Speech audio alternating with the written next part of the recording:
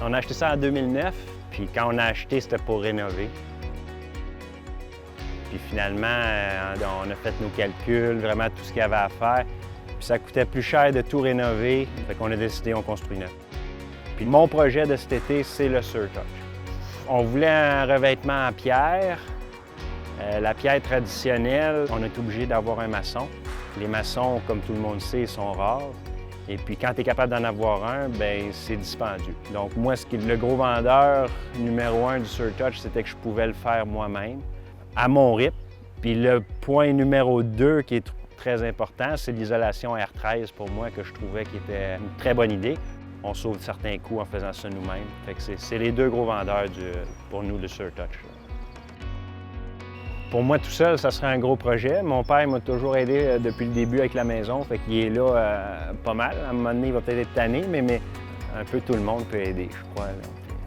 Fait que ça devrait me rapetisser la tâche, pas juste être à moi tout seul.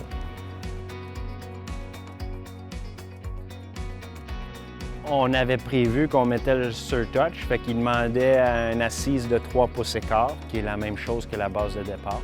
Fait qu'étant donné qu'on a fait cette assise-là dans la fondation, j'installais pas la base de départ en métal.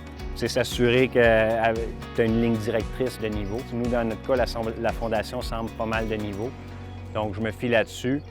On installe les panneaux de styrofoam qui sont numérotés. Donc, on ne peut pas vraiment se tromper pour le pattern. On les visse, telles que les spécifications dans le guide.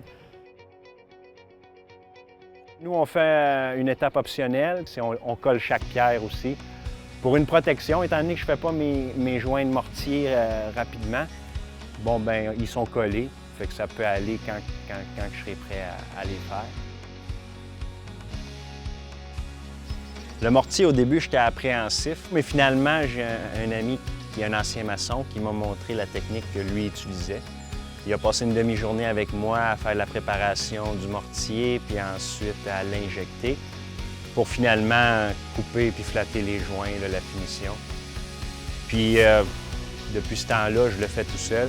Ça va très bien. Je suis satisfait d'avoir entrepris ça moi-même. Une fois que les joints sont faits, tu n'en vois pas la différence.